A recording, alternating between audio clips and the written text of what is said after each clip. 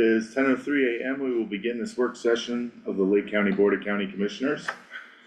On the agenda today, we have legislative overview, and County Manager Candace Bryans will be introducing our partners joining us from the State House and our lobbying group partners. All right, so I'm actually gonna turn it over to Elizabeth and her team here, and then just kind of get some things kicked off and let her do some introductions. So Elizabeth and Alan are lobbyists, and they have very graciously helped arrange for our representatives' offices to join us this morning. So I'm gonna hand it to Elizabeth to get it started. Sure, thanks. Good morning, everyone. Happy Monday. We're coming in with some breaking news. There have been some changes to the Joint Budget Committee that were announced this morning. And so we have Representative Shannon Bird, who will be stepping off of the committee, and she will be replaced by Representative Kyle Brown, which means that the speaker then had to make some changes to House Health. So they've had a busy morning over in the speaker's office, as per usual. But we will go through our kind of legislative and budget update after we've had a chance to have our visit from your representatives. We're very happy to be joined here both by Speaker McCluskey and by Senator Baisley. And then we also have Elle from the Speaker's office as well, who's here with us. And it's a great time to have both of these champions here with us. The governor's budget was released on Friday. That should be in your packets, kind of an overview. I will say that we are still digging through the individual spreadsheets to determine what impacts there are on county admin and others. Obviously, we have been in touch with your team talking about the changes to SNAP and other things, but we really wanted to just open this up for a dialogue for you all. So I will turn it over to the speaker and to Senator Baisley, and then just want to provide a space for you all to be able to ask questions and have a chance to chat with your representatives. Great, thank you, Elizabeth. Good morning, everyone. I am sorry that we are not all together in person, but doing my best to show up for Lake County. I am wearing my Melanzana today just to feel part of the crew. And good morning, Senator Baisley. Always good to see you. Really want to thank Elizabeth for that tee up, and certainly for her partnership in all of our work down at the Capitol. She's such an important liaison for me and for the chamber to be able to connect with you all, not only sharing what's happening with us, but to hear back, which I hope we have a few minutes today to just really listen and learn and understand the priorities, the challenges facing Lake County right now as we prepare to head into the second session of the 75th General Assembly. A couple of I want to say high notes, but I don't think that's the right phrase. Maybe just a little bit of setting the landscape and sharing with you all what is happening for us in this state based on the passage of HR 1, what President Trump has referred to as the One Big Beautiful Bill. Colorado is one of only 4 states in the nation that does use both federal taxable income, not adjusted gross income, but federal taxable income and rolling conformity as the way that we manage both our approach to state taxation, part of our tax code, but also how we can anticipate revenues coming into the state, both on personal income taxes and corporate income taxes. There were provisions passed in HR 1 that, once the bill was signed, immediately impacted our ability to collect certain revenues. And so you may have followed along as we worked through our special session in August. In response to those changes, the state is facing a $1.2 billion reduction in revenue for the current fiscal year, which started July 1 and will wrap June 30th, 2026. That 1.2 billion we have been able to address by taking a certain amount of our reserves, a certain amount of reductions in expenditures. We did that in partnership with the administration, and then also by changes in some of our approaches on tax credits for businesses in the state. The good news is those businesses will still benefit from the favorable changes in HR 1, but the state will be separate in our approach on taxation so that we will see roughly $300 million coming in as part of state revenue from corporations based on the changes that we made. So roughly, we took that 1.2 billion shortfall in revenue, and we have covered it by taking a third from our general fund reserves, a third in reduced expenditures, and a third in additional revenue. That's for the current year, and that's what we did in special session. You may have seen that the governor just dropped his budget on Friday. We are anticipating another $800 to $850 million reduction for the budget that we will see in 26-27. And so he has proposed a number of either reductions in expenditures or changes in policy, one being the privatization of Pinnacle, the workers' comp insurance of last resort here in the state, but privatizing that in order to secure one-time funding to help us cover things like our senior homestead property tax exemption, something that's very important to our counties, as well as other capital and controlled maintenance needs that are one-time in nature.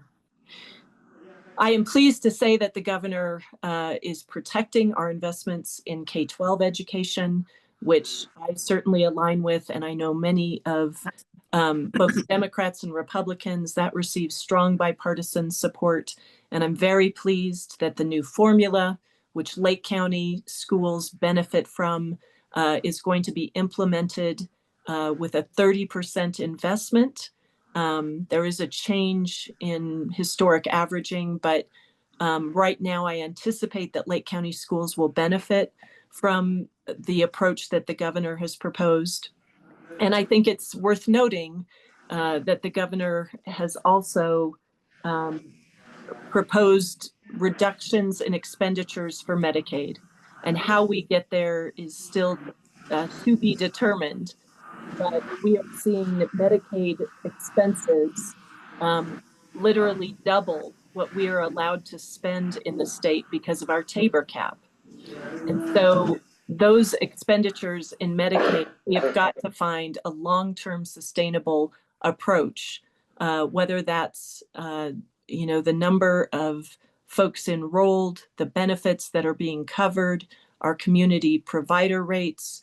There are different levers that we can look at. None of them are ones that I think we want to see because they do impact people's access to healthcare, to coverage and healthcare, but things that I think we're going to have to consider this year. I think that will be the hardest conversation of everything that we are facing right now. The last two things I would comment on for the moment, we are in a federal shutdown, and as many of you probably saw, the Joint Budget Committee did meet last Thursday and unanimously approved a $10 million investment to our food banks to try and cover the shortfall that we are seeing in SNAP, as well as an extension of WIC benefits. Those two provisions approved Thursday by the JBC as part of our 1331 process. I certainly hope that we reach resolution on the government shutdown as quickly as possible. I'm a strong advocate for continuing the enhanced premium tax credits for people. We know better than anyone in Lake County and in other rural communities across this state how important both reinsurance and the enhanced premium tax credits have been for people to afford health insurance plans on the marketplace. So really hoping that we see those continue. And I'll pause there. Thanks for letting me kind of set the table with some sobering pieces of what we are dealing with right now at the state level. But I really welcome your input and certainly happy to talk about all other policy needs or issues that are facing Lake County currently. Thank you. Senator Bass? Yeah, thank you, Elizabeth. And thank you, Elizabeth and Alan, both for setting us up here today. Appreciate your consistent professional support. And also, Speaker McCluskey, always good to see you, my friend. So thanks for the opening there. I'd like to point out that of the $1.2 billion shortfall, most of that, more than half of that, already existed before the HR one, before the One Big Beautiful Bill. So One Big Beautiful Bill certainly added to that burden, but it was there was a lot of that comes from the philosophical change in administration to say, let's stop funding, and so therefore cut out some of the funding from the federal government to the states for things like support of folks that are here in the country illegally. The state, of course, can then decide whether the state wants to pick that up, and typically they do. So that adds to that big challenge, that big dollar challenge. But I want to point out that I don't think that our financial challenge ought to be as burdensome as it is, because we continue to increase in revenue in a big way every year. So I entered the legislature at the same time as Speaker McCluskey back in 2019, having been elected in 2018 to the House. And at that time, the state budget was $33 billion, which I thought to be quite a bit of money. Today, it's over $44 billion, which means that we have increased on average over $1.5 billion every year over the past 7 years. So that's what I've seen. So if we've increased 1.5 billion, but we've got a 1.2 billion shortfall, then I think we need to do our math better. We need to sharpen the pencil and not spend so much, not add so many new wonderful things to go spend money on, and in really big ways. So I hope that there's a much bigger appetite to cut back on spending and of clever new ways for the government to involve itself in our lives and spend less of our money. So that's my goal. I do want to add one thing that's not related to the budget, but certainly is related to financial condition and health of folks in Lake County. So I had occasion just this past week to spend some time with Adam, and I'm going to butcher his last name, Ducharme. Ducharme. You're What? close. So Say close. again? Ducharme. Ducharme, thank you. Yeah. So Adam and I spent some time talking last week, and on, of course, economic development, which he is charged with for Lake County. And a couple of things that we talked about. One is in bringing a lot of high-tech industry into Colorado, it does not just all on its own move from Front Range to Lake County, but we want to facilitate that. And so we do have some magnificent big companies, and I want to call out Lockheed Martin in particular, because Lockheed Martin is such a community-minded company. Lockheed Martin Space Systems is headquartered in Jefferson County, which is also in my district. And in fact, that's the reason I live in Colorado, is they moved me out here to Colorado 37 years ago. And they are always reaching out to be great community citizens, and just out of frankly the goodness of their heart, and being Coloradans who want Colorado to thrive, because they don't sell satellites to Colorado. Colorado is not a customer that they get money from in some capitalist manner. They simply are involved and they're at the Capitol several times a year and just good folk. Anyway, they reach out to small companies to try to find ways for small companies to participate in their large contracts. So I'm in conversation with them about that. Adam and Lockheed Martin and I are going to figure out a way for them to come out and just visit with the community and see, hey, what's there? What's the skill set? What's coming out of Climax that could be retooled for aerospace and all the amazing things that are coming our way militarily and so on, aerospace exploration, United Launch Alliance, and all that. So there's that. Also, the two other areas. One is the three that I'll mention. One is the kind of related in the high tech world anyway, is quantum computing. So Colorado was designated as the tech hub for quantum computing by the federal government through efforts of several of us. And that designation happened less than a year ago. That's a $1 billion injection of economics into the state, primarily around University of Colorado at Boulder. But we need to find ways to spread that wealth. Because it is good work, it's future work, it's sustaining work, it's technical, and but there's actually all levels of skill sets required for that, as that whole exploration of leveraging quantum physics at the application level is cool, and a lot of new money coming in. Also, the Sundance Festival that we landed, Sundance Festival for the next 10 years. And that's going to be an obvious boon to Boulder and surrounding areas. But I've met 3 times now with the board of the Sundance Festival, and every time they assure me that they're ready to spread the wealth across the state. So let me just plant that seed as how might we do that in Lake County. I'd love to see them bring some of the festival, some of the filming, some of the introduction of what would be great background and so on support.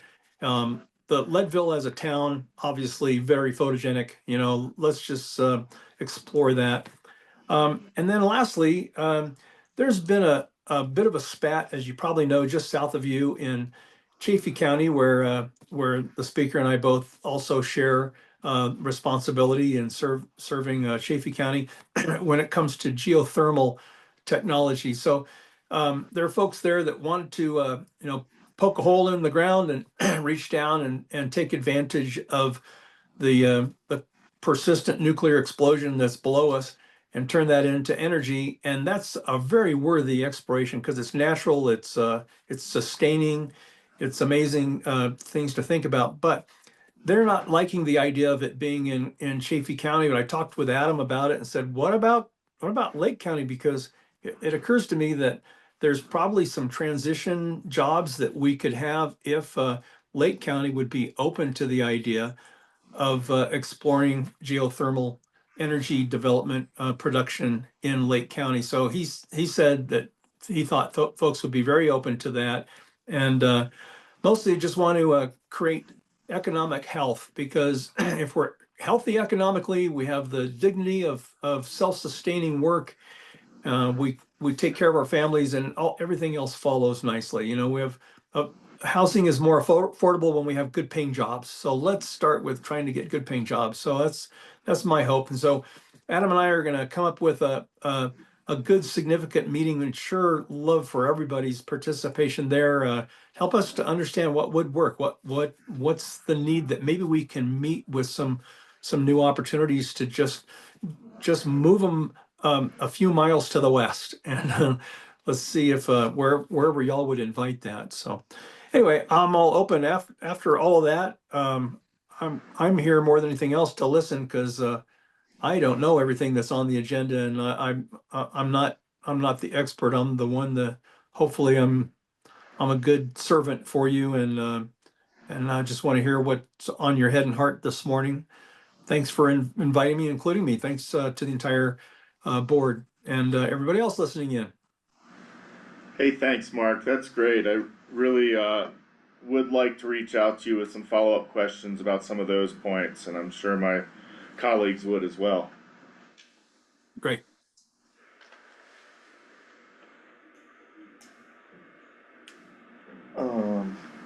Questions now? Yeah. Okay.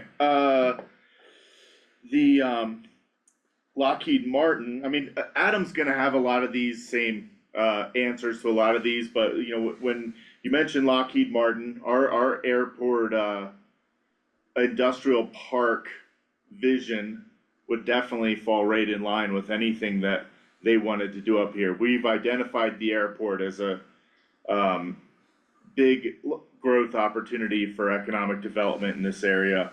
Nice. So that would be something that it would be really, you know, make sure you pick Adam's brain about that. That, you know, he's a smart fella. He's not going to let that one slip past. But just putting that on your radar. Thank you. Anytime, you know, tech industry comes up, I always hear about how all these high technology computing centers have issues with heat. And man, we gotta be one of the coldest places in the entire state. So if somebody needs to, you know, like have like liquid cooled computers down on the Front Range, they'd probably save a whole lot of money by relocating some facilities up here, especially if they've got some, you know, really heat sensitive equipment. And that always pops in my head. I mean, they probably would save a whole lot of money on cooling costs. Let me interrupt you real fast on that, because I love that you brought that up. Look up a company named Maybell, Maybell. So Maybell is a quantum computing spin-off company that's all refrigeration, cryogenics. It's because you know, the components of a quantum computer require the freezing. I mean, the bringing the temperature within the vacuum chamber down to near absolute zero, in order to slow down the movement of the molecules and the ions that they're trying to move around. And so there's this company Maybell spun off, and it's a Denver located company, and they're growing like a weed. They're And so they are building the 19-inch rack mount chambers, the cabinets, to house quantum computers that bring the temperature way down. And they're called Maybell because Maybell, Colorado, is the town with the lowest recorded temperature reading in the history of Colorado. So that's how they named their company. So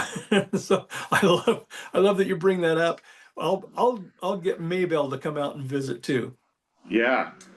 I Yeah. think one thing that would be essential is we love getting groups, you know, to come out to look to invest in Lake County. The real limiting factors for us and what we would be looking for in a great economic development partner are people who are interested in developing but also helping us bolster our infrastructure, housing, and childcare. I think those are the things that become limiting factors for people to develop here if staff have nowhere to live. They can't stay because there's nowhere for their children to go, you know, during the day so they can work. And it seems like we have a lot of interest in really great economic development here, but we've got a lot of delayed infrastructure investment. And so looking for really great partners who could invest back into those infrastructure pieces, that airport industrial complex is something we very much want to see, you know, develop, create jobs, but also knowing that we've got kind of a void of infrastructure out there. And just with the budgets that we have, the cuts that are coming our way, figuring out really creative ways to fund things like infrastructure and housing, you know, so that when those companies come and look at us, we are on an economic and viable option for them to invest into. So I think any creative ideas that you all can share with us or opportunities that you hear come across your desk that could help us fund that infrastructure so that we are options for those companies, or if you know of companies who would be willing to invest into infrastructure so that we can grow and continue to be sustainable, and Lake County would be just really appreciated on our end as well. Okay, Commissioner. Got it. Makes sense. That was, I'm the county manager, I'm Candace. I'm sorry, manager. but I think that First element. that is a good point, Candace, and I think it ties into the idea that if there were if these companies were bringing the high paying jobs in, then that would offset some of the need, you know, like if, it's not like we're trying to expand work for, you know, these sound like higher paying jobs and like what traditionally we've been Yeah, trying with the demographics, we've been trying to help with childcare and stuff like that, you know. How does a higher paying job solve the childcare need? Does.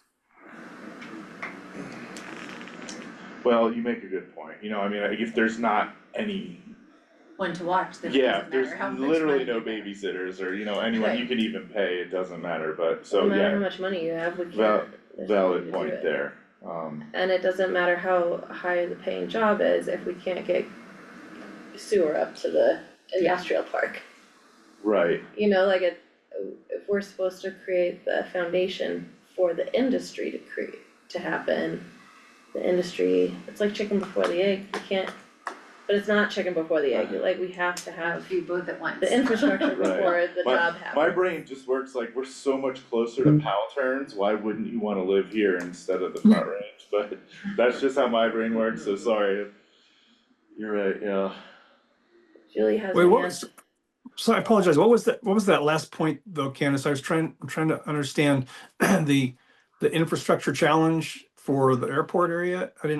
Was it a transportation, a road width, Yes, our roads are sadly in need of widening and repair, but also we have really, we have a lot of infrastructure delays in terms of our sanitation department, which has come leaps and bounds in the last few years. There's no sanitation out in that area, it would have to be brought out further so we could develop the area, and that's really cost prohibitive. Also, I don't know that electric goes all the way out there currently, it would have to be brought out there. There's no water or There's gas. no water, I mean, there are just a lot of infrastructure pieces that Yeah. at Lake County, I mean, it's a lot of things. It's our growth kind of stopped when the mine closed. But B, every project here becomes even more involved because of we're an EPA Superfund site, so to move dirt, to get water to places, really clean water that's not contaminated becomes really challenging.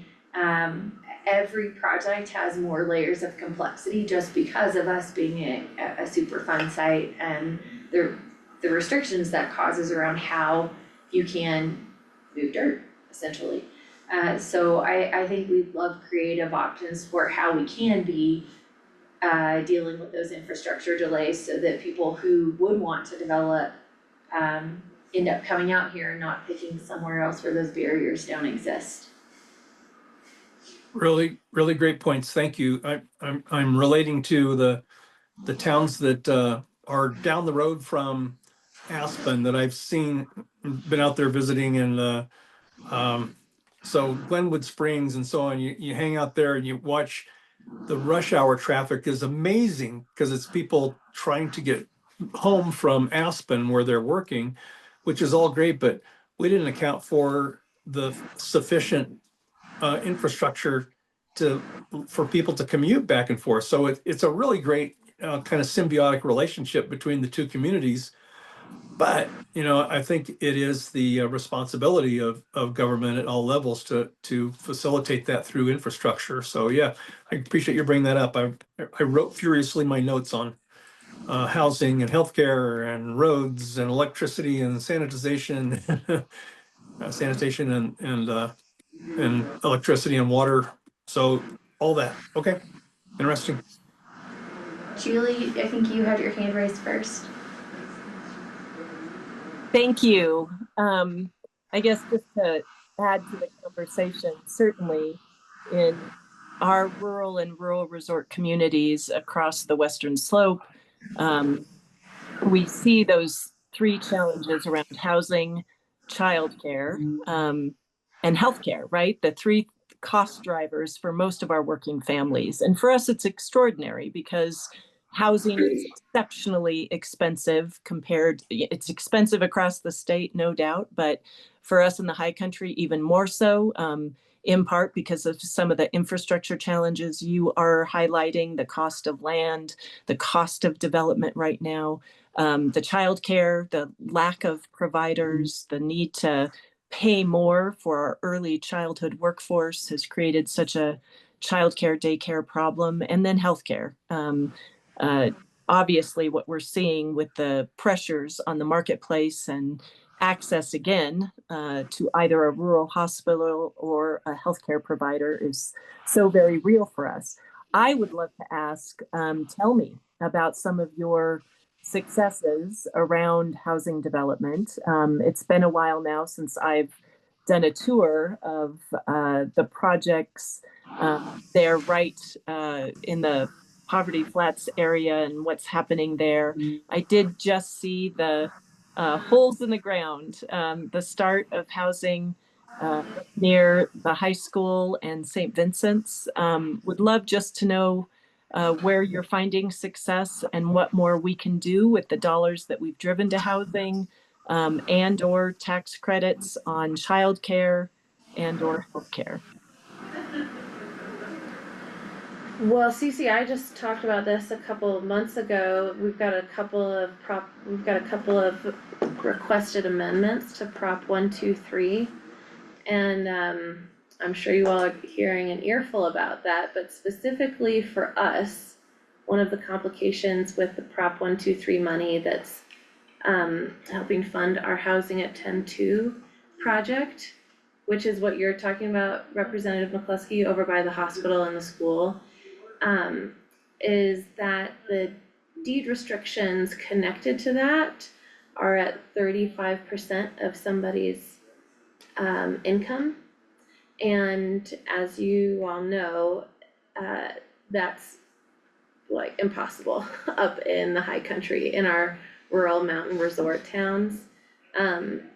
Even if you have a high paying job, you're probably paying for a home where the cost of rental or mortgage is higher than 35% of your income. So to try to help people in our 80 to 100% AMI, of which our Housing at 10-2 is on average 91% AMI, it doesn't pencil out for somebody to be spending 35% of their income or less for any of the projects that we can create. So, and that deed restriction lives with the home. So we're looking, while it was hard enough to find people who could qualify for these homes, we are now looking for unicorns to qualify for these homes because of that income percentage on the deed restriction. And then it's contradictive to the AMI, it's like the math doesn't exactly math so well when you've got the AMI limits where they're at, but then they're bound, like the deed restricts them from not being able to spend a certain amount of their income, above a certain amount of their income on the mortgage payments. She wasn't kidding when she said unicorn. It's really, really hard to find someone that lands in that little Goldilocks zone. And we are getting people who can qualify for these homes, which is fantastic. We've got some buy down money. But people are closer, they're in the 40% of their income, and we've been talking in this room about how at a certain point it needs to be somebody's own personal risk that they want to take as to how much they want to spend of their income. So we just wanna give you a little heads up that that is currently really prohibiting us, along with the other, proposed amendments to Prop 123, but that specifically is not serving our mountain resort community. We did create the waiver in Prop 123 in order to qualify. Yeah, But that was not a part of your waiver, your request, is that fair to say? yeah, Okay. Happy to dig in on this. I am aware that there is a proposal to come forward on Prop 123. I'm also concerned because we worked very, very hard after it passed to try and meet many of our housing advocates from the urban and suburban areas on a workable solution for all of us. So I don't know that these changes come without some, I won't say fight, but without some back and forth. And so it's worth us really talking now maybe to see what we can do on this side of it before the bill is introduced in January. Yeah, So, great. Elizabeth, maybe you can help me follow up specifically on this issue. Great. Elizabeth, you're You're muted. still babe. muted, Elizabeth. Sorry, I thought I hit the button. Yes, thank you. And we have to dig in a little bit because there were financial changes to 123 through the budget recommendation that came out on the first as well, in terms of rollback of some of that funding that was being matched by the general fund. So we're still trying to kind of dig through those implications as well. I wanted to ask a clarifying question on the childcare front. My understanding is that Kate Bartlett, the superintendent there, has a pretty robust before and after school program, but I am assuming that's only for school age kiddos. So you're really lacking that 0 to 3. Yep. Okay. Absolutely. Yep. It's like 0 to pre-K. Yeah. We only have one childcare center, and in the very youngest ages, they don't really have any options, and Nobody so under 1 year old. it impacts our Wow. workforce. You can't stay if you don't have any childcare. Secondarily, it really impacts our schools and their future funding. If no one has a pipeline to even get to being in school, they leave Yep. before their children would ever be in our school system. And that really impacts the funding for our schools here in Lake County. So it's really a twofold. People who can't Yep. find childcare don't stay, then they leave our workforce. And then also it impacts like the school's ability to fund itself in the future, because those children will never come into that pipeline of going to school here. Yeah.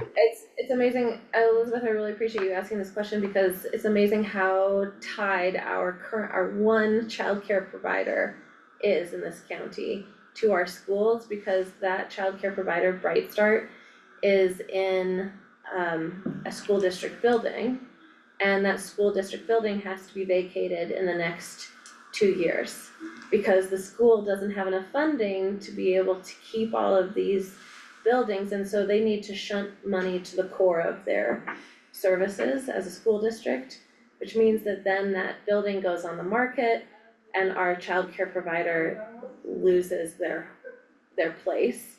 And so trying to find a new location for that childcare provider is really complicated in a community where infrastructure has not been invested in for decades. So there is no other viable building to shift this 4-classroom childcare center that doesn't serve 0 to 1.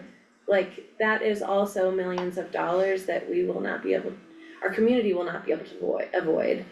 So it is a downward spiral that our children are locked into and our working families are locked into, and that infrastructure alone like is in urgent need of support. I might, we do have childcare tax credits for those on the facility side. That's worth exploring. And did I understand correctly that that building where Bright Start currently is also in need of some pretty significant upgrades? Like Yes. some big problems? Okay.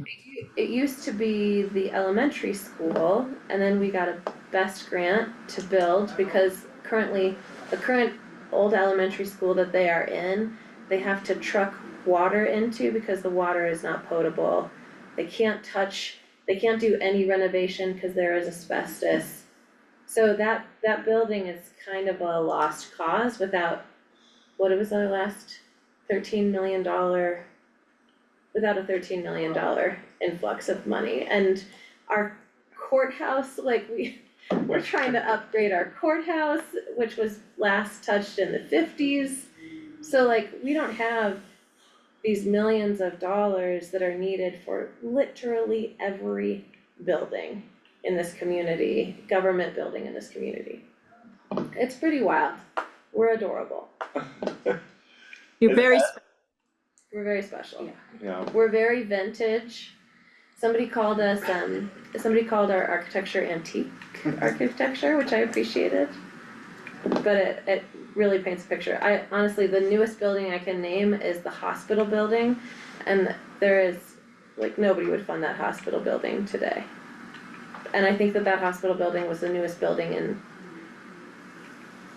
30 years, other than our school. What were we gonna say, Andy? Sorry.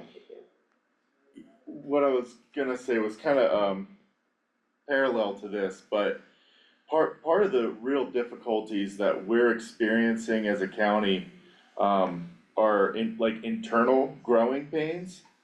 As, we've got 3 new commissioners, which like almost never happens. We've got so much new staff, new county managers, new county attorneys, and all these fresh eyes have identified opportunities for us to do better, be more operationally efficient and more responsible with our dollars and how we're keeping track of our finances. And it's like this double-edged sword, because we're getting so much better at learning how to work with what we have, but understanding that makes us realize how much tighter we need to be in this county and how many things we need to pull back on to perform our, obligatory functions and to be really responsible with the super limited funds we have. So we're in a really tough position as a small ski area, rural county, that's got a really bright future ahead of us with, the way this staff is doing an amazing job working on everything. But it's gonna be a really hard transition for us to move from the past into the future. And getting over this hump is gonna be a heavy lift for Lake County.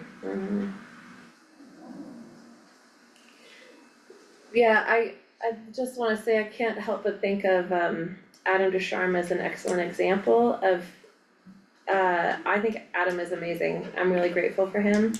And 3 years ago, the county was not supporting that salary. Like, we did not have any staff in tourism and economic development.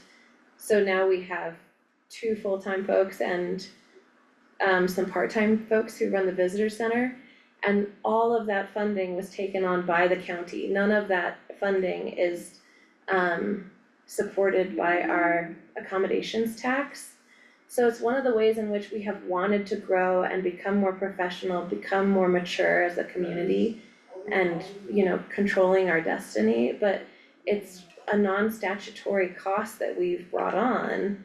And it's a shame to be like burdened with more statutory costs when we want to be working, we want to be spending our money on investing in who's coming into our community, how we're supporting infrastructure, et cetera, but instead we might come on a time where we have to shunt some of our funding to our core services, and Adam's position is one of those things that we are not required to support. And I think it would just be a shame if we can't find some relief from the state and federal governments.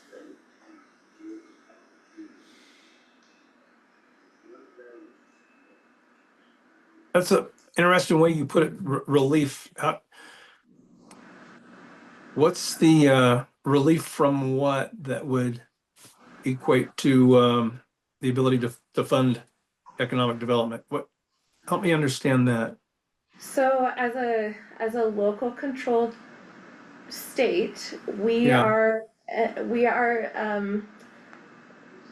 the ones who are supposed to enact all of the services that the state tells us to, and the federal government passes through money to get I to us see. to do. So you know, we have to manage our entire DHS is like, it's all, that entire department, none of that is extra stuff that we would love to be doing. All Okay. of that is mandated as to what we do. So when money and cost burden shifts to DHS and increases that money to the county, we don't get more money with that. So we have to find money within our budget of what we're already spending, and that comes from non-statutory departments, like economic development. So, yeah, unfunded mandates, is that a right label for all that? Yeah. Absolutely, and HB1 created even more unfunded mandates that Okay, were So previously funded and are yeah. no longer funded. if My I could offer apology. up as an example, Senator, like, some of the changes with the Medicaid with having to do redetermination and workforce requirements, um, not not having a political stance one way or another, but those are examples of work items that get put down on the counties to have to implement and check without additional resources to do those things. Okay, thank you, Elizabeth. That's very useful. Sorry that that's happening. We'll see what we can figure out. Thank you. Yeah, I think that's sometimes one of the biggest lacks of understanding is that, like, even if the three of us didn't give a hoot about Medicaid or SNAP, like, say we were completely politically agnostic about whether those services mattered, we have to provide them anyway as a county.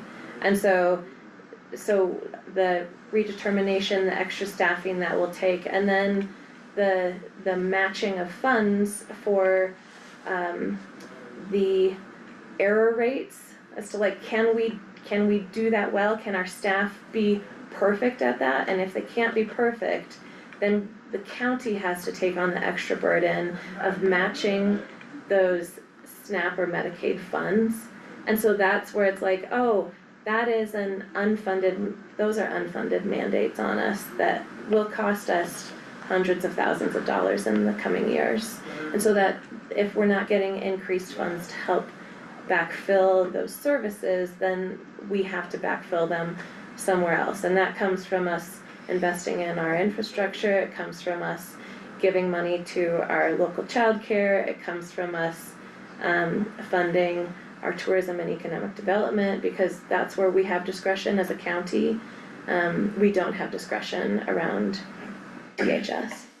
Okay. I'd also add that, sorry. I'd also add that some of the other areas that are really hard for us to overcome, and not necessarily tied to HB1, but when we talk about our courthouse needing to be renovated, that's tied to public safety that we're required to provide. We don't have millions of dollars to invest in the building. We have lots of buildings that need billions of dollars invested in them, and a lot of those are tied to statutory requirements around our sheriff's office. And I know for our sheriff, he's had a lot more requirements added to his workload with no ability to pay for additional staff. And then that falls to us to fund when we're already in such a tight spot. It really pulls away from, economic development for us could provide more revenue, but we can't even invest in that economic development or delayed infrastructure because of all of these additional requirements, like those additional requirements for our sheriff's department and including our courthouse. Mm-hmm. How about EMS and all that, emergency management services and fire and ambulance? Is that all part of that same big burden that's mandated and not funded? Yes, and I think for our emergency management department, we just got notification that we'll be able to apply for our EMPG grant again, and that's paid for salaries in the past. We're not sure how much of the funding we'll fully recognize, so that was a huge funding question mark, and will be a question mark each year in the future whether we get that funding or not. In terms of fire, I don't think fire is statutorily required for us, but we actually fund 70% of the fire department here, which is for us, not technically something we're required to do, but something we do because we live in a rural community where fire is hugely impactful to our community. We don't get any funding really to offset that, and that is a huge expense for us. I feel that at Lake County, the county has really carried everything required or not, because we have been the only people who could. And now with these funding losses, we're in a position where we don't know that we can continue to carry everyone, because there are certain things we're required to do first. And I think that's where our really big challenges are. At some point, you have to make hard cuts, and you don't want it to be your fire department when you live in a rural community, you know, and then the FEMA funding cuts. If we have a fire and we spend hundreds of thousands of dollars on water drops, will we ever be able to recuperate that money? We don't know anymore. And I think that we find ourselves in a very challenging position when we just don't have a ton of resources at our disposal. And it's across the board. I mean, it's, you know, from fire to law enforcement, we're being asked to pay our fair share in ever increasing rates, and it's put a real tight squeeze on. I'm sure all 64 counties in the state are feeling it too. You know, it's pretty hard when you've got a real small, tiny little county, and your bandwidth is pretty narrow already to be asked for more and more. Everything's getting more expensive, you know, whether it's what we're being asked to chip in for the 5th Judicial District or transportation, or, you know, and these are things we have to do. We're not statutorily obligated to do fire, but we can't not have a fire department. You know, between us and the city, someone's gotta be able to put out fires, or God forbid, wildfires, which we had 2 this year. So, you know, it's coming at us from all angles, and it's a pretty interesting puzzle to try to figure out here. Well put. Yeah, if this were easy, anybody could do it, huh? Yeah.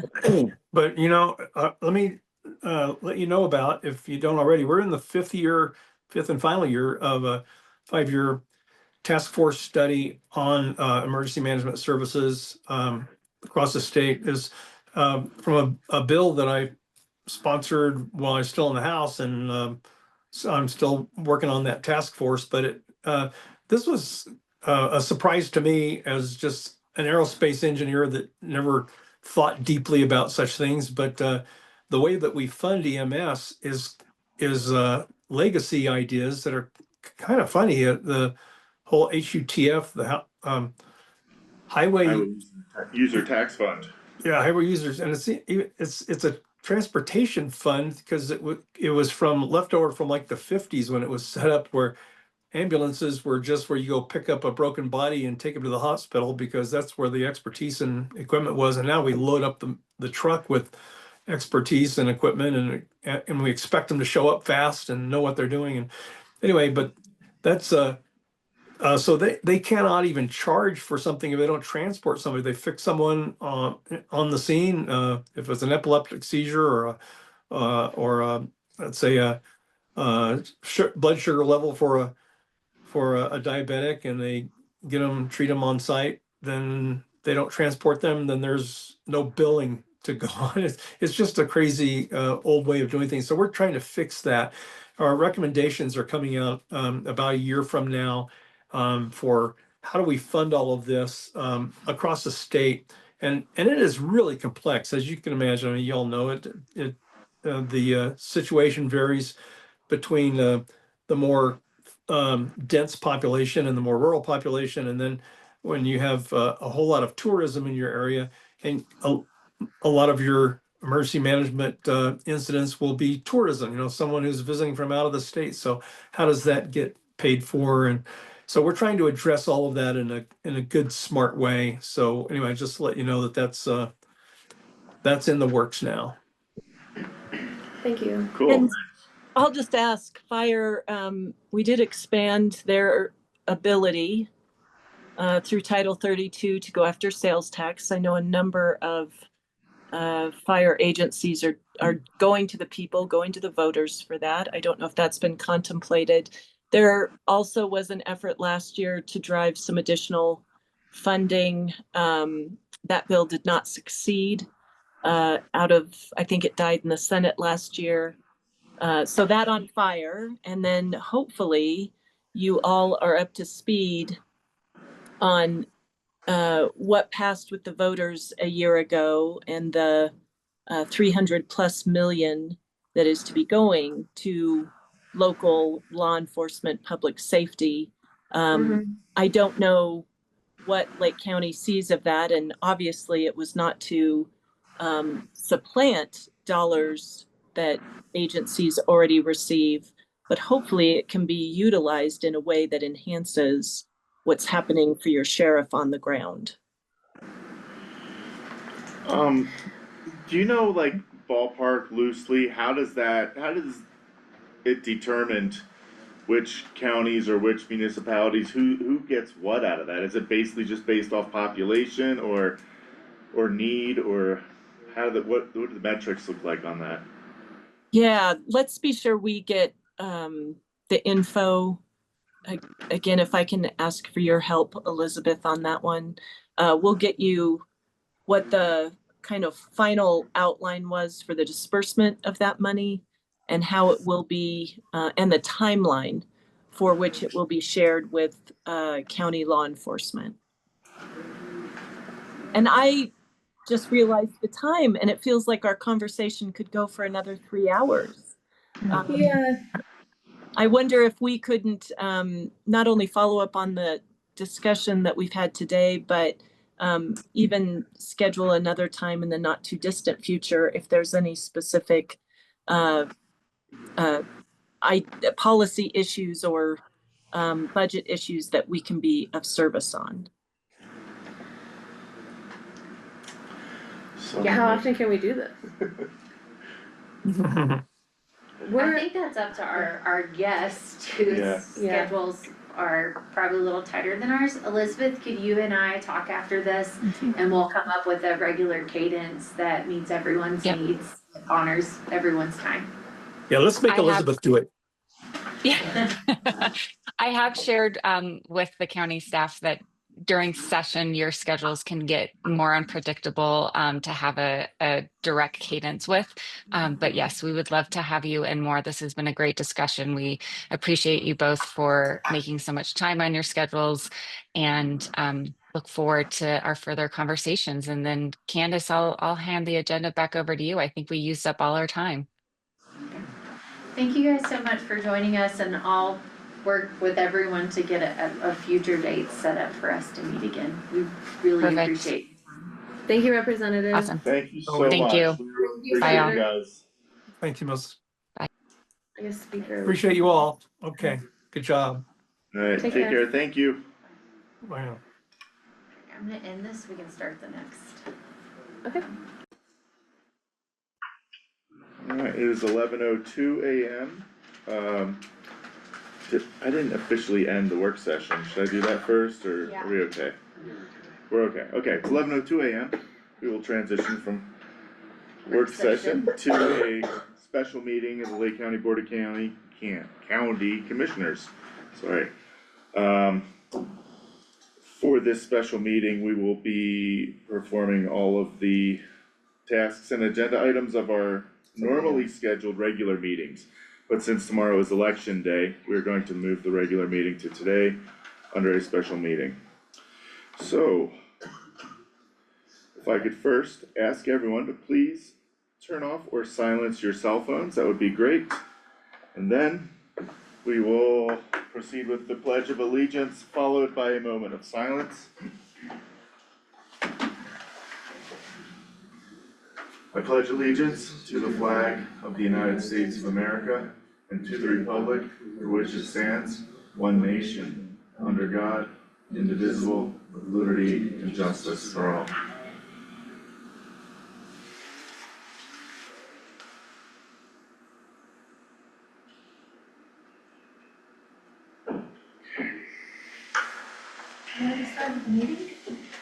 We just did. Oh, Cindy, sorry. We have to start again. She's gotta record us. Totally forgot, babe. Rewind. Sorry, Cindy. Sorry, Andy. Okay. No, that was awful.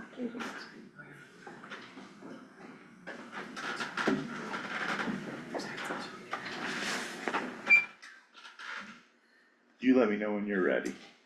No rush.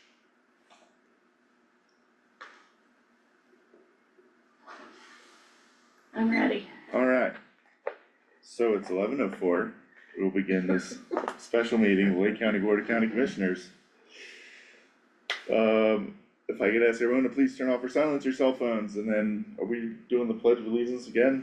We did the Pledge of Allegiance, followed by a moment of silence. If I could get a motion to approve the agenda. I make a motion to approve the agenda. Seconded. Alright, to vote? Aye. Aye. Alright. Community information items. Tomorrow's election day. Make sure you get your ballots in. And we also have an exciting event happening tomorrow. The Lake County Budget Town Hall will be from 5:30 to 7:30 at Freight. Come and find out everything you ever wanted to know about Lake County's budget. Ask questions, interact, hear from commissioners and staff. That is all I have.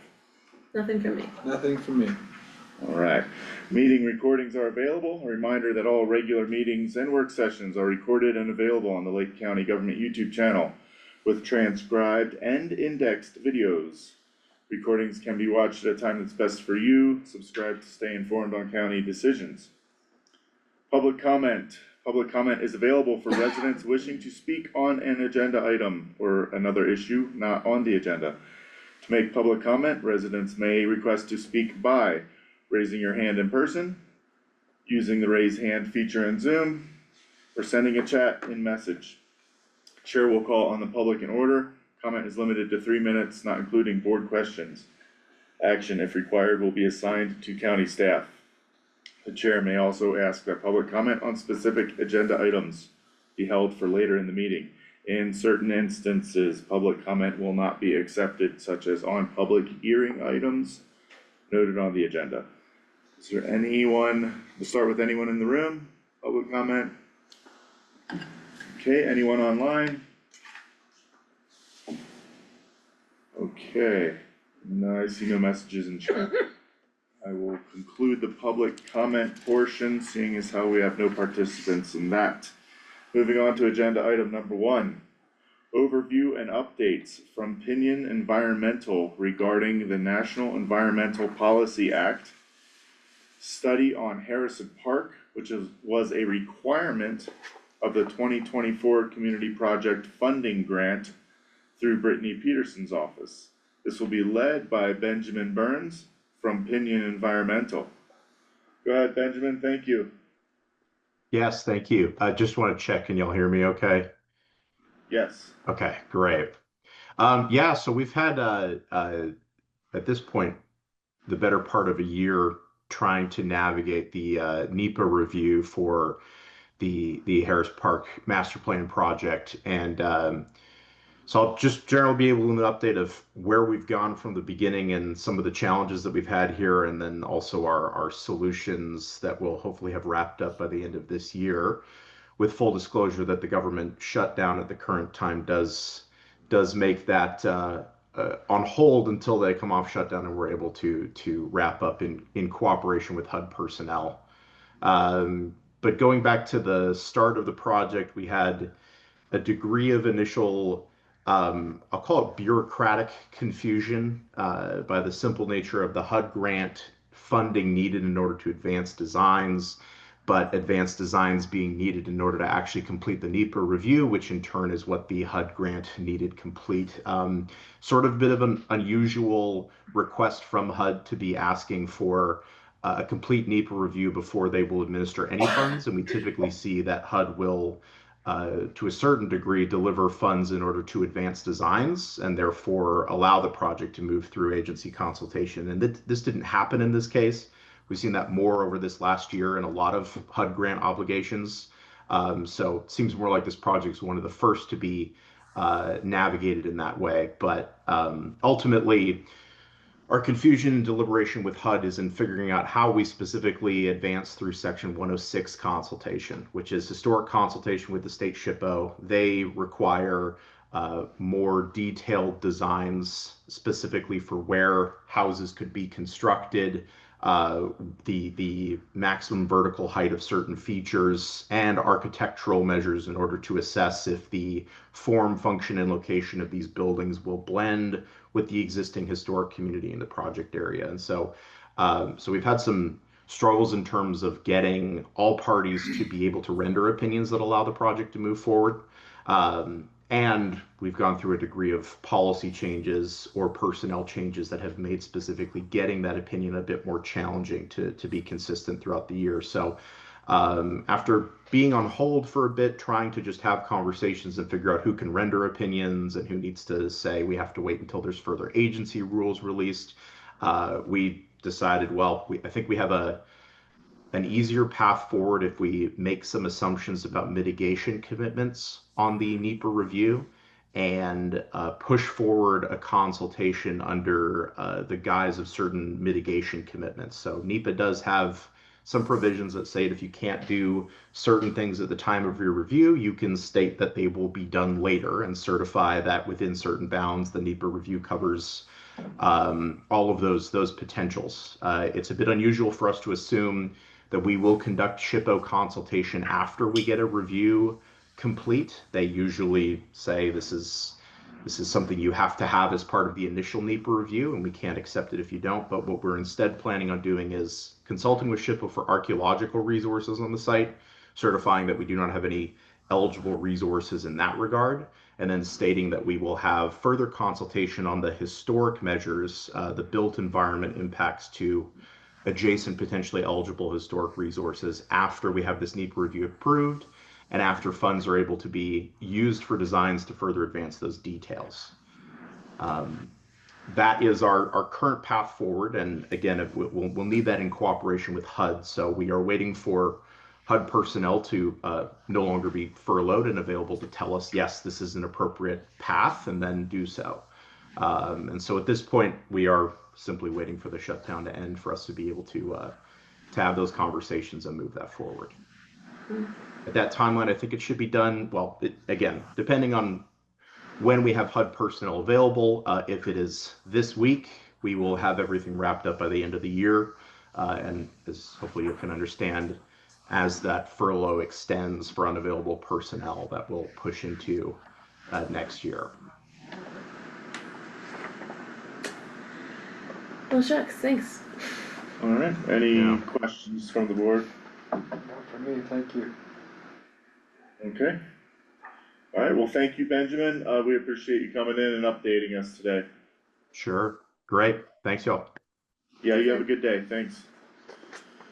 All right, moving on. Agenda item number 2, discussion and consideration of the adoption of resolution 2025-30, a resolution of Lake County, Colorado, approving the transfer of previously appropriated monies between funds or between spending agencies of Lake County, Colorado, and adopting a supplemental budget and making supplemental and revised appropriations for Lake County, Colorado for the fiscal period beginning on the first day of January 2025 and ending on the last day of December 2025. This will be led by County Manager Candace Bryans. Take it away. Right, so we had a previous work session to discuss a couple of items that we'll need to take care of this quarter that were not initially in the budget. One, I guess for me, do you guys have any questions? So if you look at that resolution, it's in your packet. Mm-hmm. It has all of those items that we previously discussed.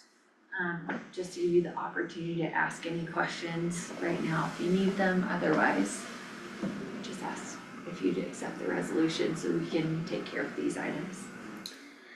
The DA one was the only one I had a question on, and I'm just curious, it was a $200,000 request at first, right? And now it is just the 56,000, or where? The 56,000 was just enough to get them Through payroll.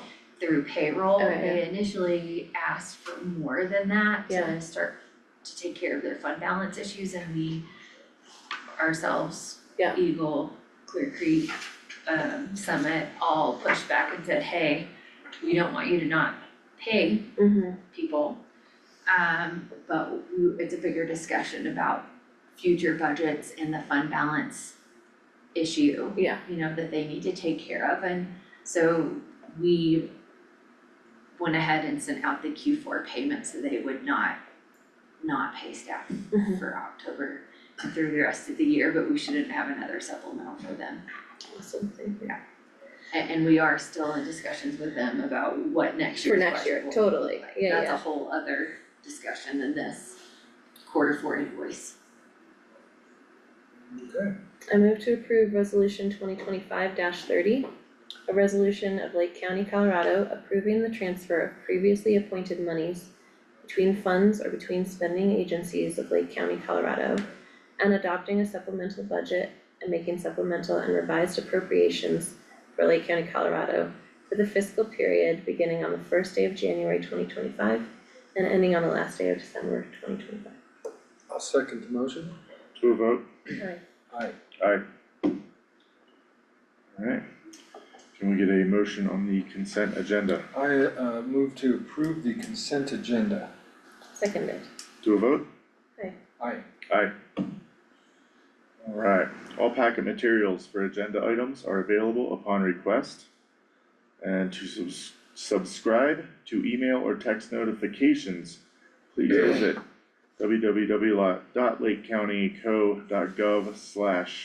www.lakecountyco.gov/list.aspx. And with that, it is 11:15 a.m. and we will conclude this special meeting of the Lake County Board of County Commissioners. Thank you, staff. Thank you, commissioners. Thank you, Chair.